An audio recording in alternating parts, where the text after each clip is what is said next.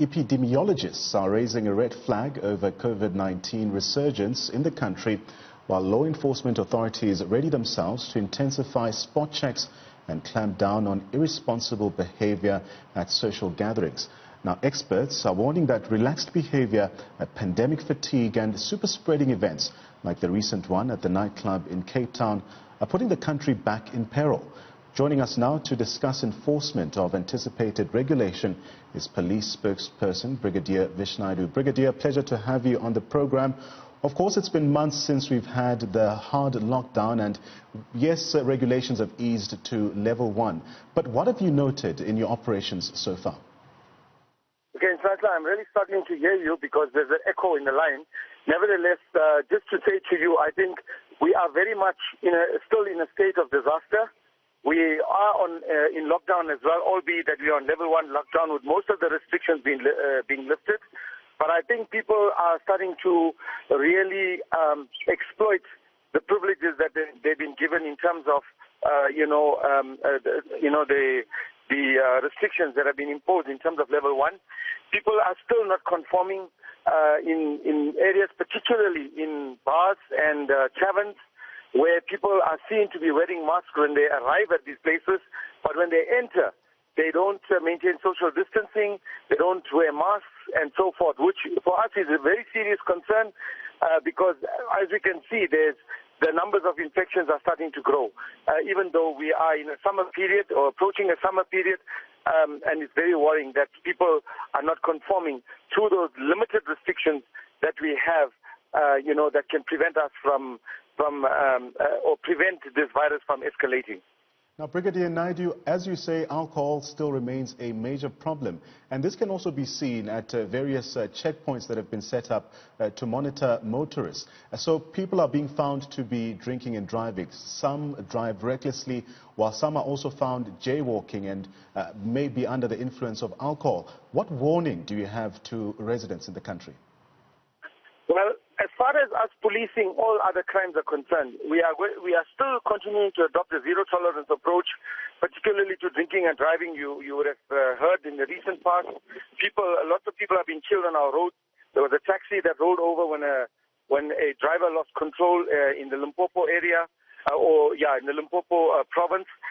There were 2 children killed on the N3 a couple of days ago when a truck and a vehicle collided with each other.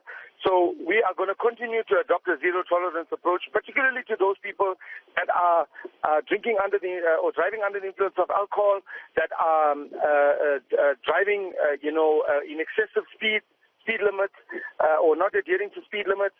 And yes, jaywalking is a problem. It's always been a problem where people expect vehicles to just stop. They're not adhering to the signals of the robots and where they stop speed. They're not making sure that vehicles do stop at the stop speed before they could cross and so forth, and that's becoming a problem.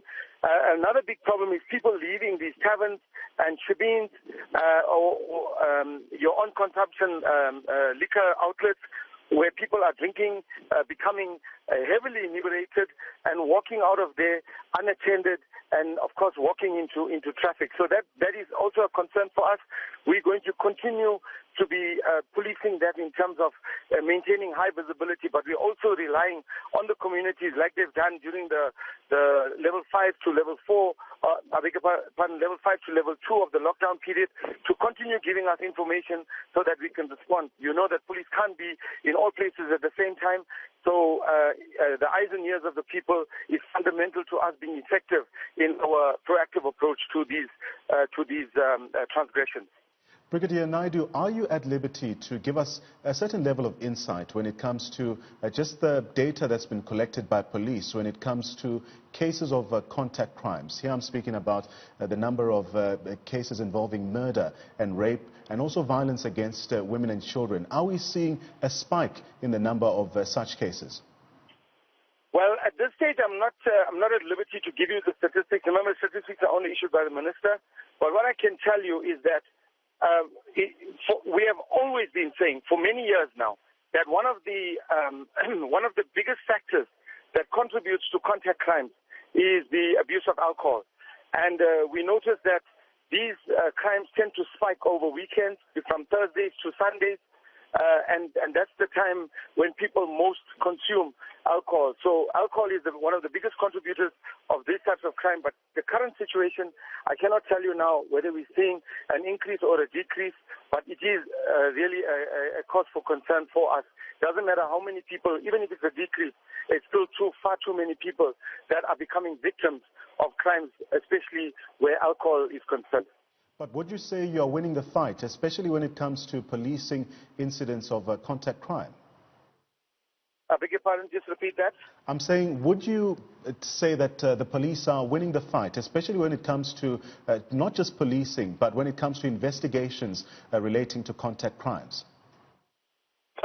Well, in terms of investigations, I can say that we are doing exceptionally well. We have a specialized unit, which is the Family Violence, Child Protection and Sexual Offences Unit.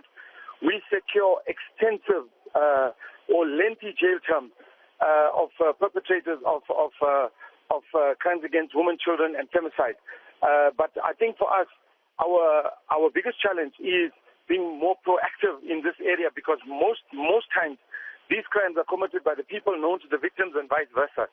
And for us to be policing within the confines of homes and closed environments is difficult. I think it's a societal problem. It's a problem that needs to be attended to, from within families, within close communities, and so forth. But I think there's a lot of participation in terms of conversations, in terms of debates around how we can address this problem. And I'm very glad that when it comes to gender-based violence and femicide, this is on the lips of every individual of this country, and that helps our cause to try and prevent these crimes from continuing. And as we wrap up, what's your message to South Africans, especially as we see this gradual easing of lockdown restrictions? Well, I must say to South Africans, please, you have to understand that we are still very much in a state of disaster. This virus is still among us, and people are still being infected. People are still dying, as the statistics are being provided by the Department of Health every day. People must please continue to maintain the social distancing. They must continue to wear the PPEs, and we had to move into level 1 because the statistics started to show a decline. But now we're starting to see that there is a gradual spike in the infection rate, and people, we can stop this. We can contain it at this level. If people just conform to the basic necessities, is that wearing of PPEs, maintaining of social distancing, and avoid going to public places as far as possible. The lesser we go to public places, the lesser the chance of this infection spreading. Well, that's police spokesperson Brigadier Vish Naidoo. His comments there coming off the back of warnings that have been raised by experts who are raising a red flag over COVID-19 resurgence in the country, while law enforcement authorities ready themselves to intensify spot checks around the country.